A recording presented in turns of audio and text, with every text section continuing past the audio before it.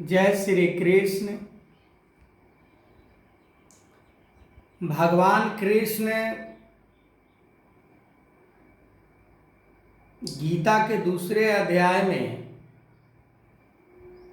अर्जुन को समझाते हुए ये कह रहे हैं कि अर्जुन, जिस मनुष्य के अंदर कामना होती है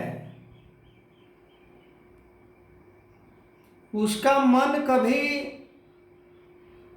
तृप्त नहीं होता,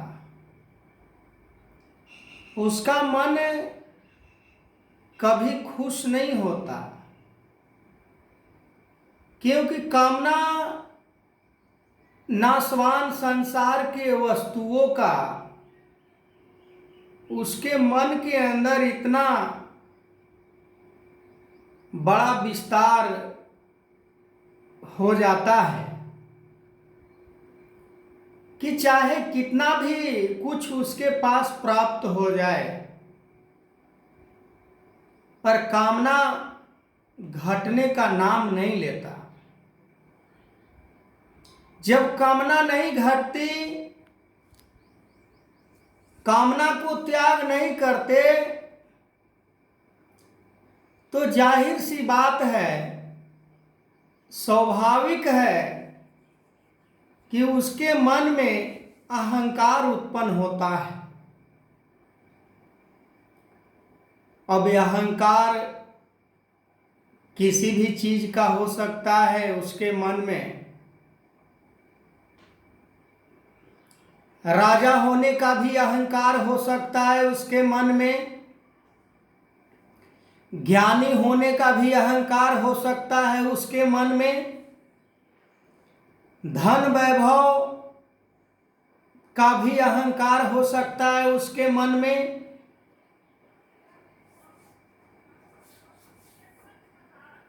अहंकार का किसी भी रूप की यदि हम बात करें तो उसके मन में हर प्रकार के अहंकार होता है। जब अहंकार से मन उसका भरा होता है तो उसको कुछ समझ में नहीं आता कि क्या मैं सही कर रहा हूं, क्या मैं गलत कर रहा हूं, क्योंकि उसका ध्यान संसार के पदार्थों को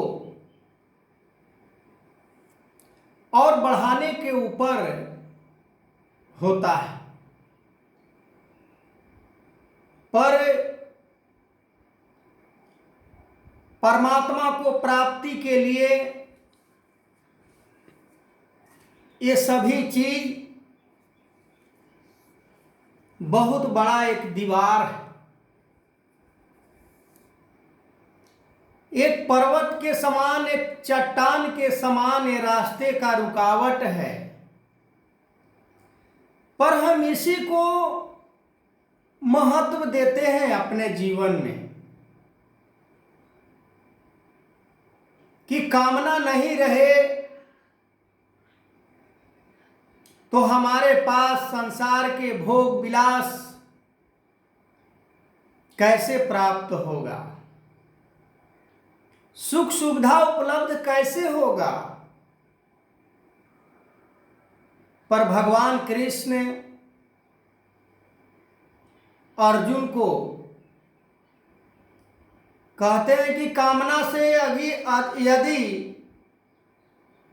इंसान रहित नहीं होता है, वो कभी प्राप्त परमात्मा को कर ही नहीं सकता।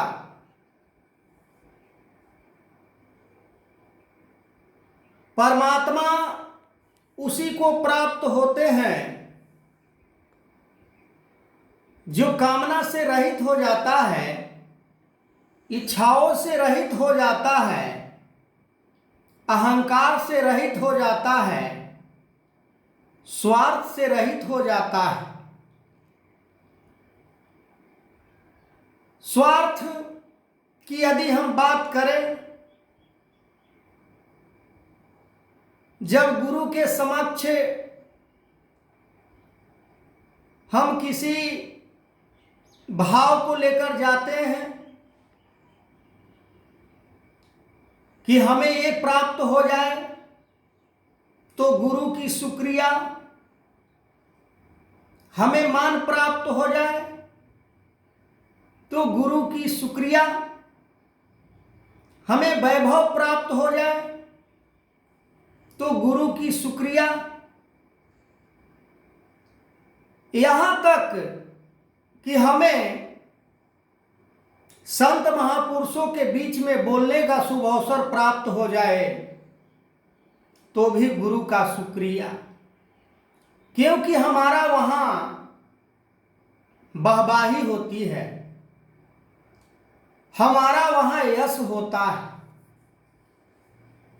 पर हमें संत महापुरुषों के बीच में इच्छा लेकर नहीं जाते हैं कि हमारे मन के अंदर कुछ कामनाएं और रह गए हैं, हमारे मन में कुछ अहंकार रह गए हैं, हमारे मन के अंदर लोभ कुछ और रह गए हैं। हमें ये सभी चीजों से मुक्त कर दीजिए मेरे मौला, मेरे भगवान, मेरे परमात्मा, मेरे गुरु। पर ऐसा देखने को नहीं मिलता। सांसारिक उपलब्धि प्राप्त हो रही है तो हम बड़ा खुश होते हैं, जब उसका बर्बादी होता है, जब वो हमारे पास से, हमारे हाथों से निकल जाता है, जब हमें वो हाथ नहीं लगता है, तब हमारे मन के अंदर दुख होता है। हम समदृष्टा की बात करते हैं, हम संवेदना की बात करते हैं, हम विश्व बंधु कुटुंब की बात करते हैं, पर अपने लाइफ में, अपने जीवन में इसे कितने % हम इम्प्लीमेंट करते हैं, इसको अपनाते हैं, वो हम खुद जानते हैं कि हम कितना इसे लागू करके अपने जीवन को जी रहे होते हैं। एक बार किसी कुआं में एक स्त्री का नाथी गिर जाता है, जो नाक में स्त्री पहिरती है। तो एक व्यक्ति उस कुएं के अंदर उतरकर गहराई पानी में जाकर उसे ढूंढ लेता है। पानी से बाहर जब आता है तो जिसका वो नाथी होता है उसे बड़ा खुशी प्राप्त होता है, वो बड़ा आनंद को प्राप्त करता है। जब खो गया था तो उसे बेचैनी सी महसूस हो रहा था। ठीक उसी प्रकार उस नाथी को गिर जाने से मन में बेचैनी हो रहा था। मानव जीवन में यदि परमात्मा की उपलब्धि हुई है तो हमारा भाग का उदय हो जाता है, हमारे जीवन में 4 चांद लग जाते हैं, हमारे जीवन खुशी से विभोर हो जाता है। हम सोच सकते हैं कि हमारा मन संसार में है या परमात्मा की प्राप्ति में, जुड़ा है। भगवान कृष्ण अर्जुन को क्या क्या बात समझाते हैं, शायद अर्जुन भी समझ नहीं पाता। आज समय के सतगुरु हर गांव, हर मोहल्ले,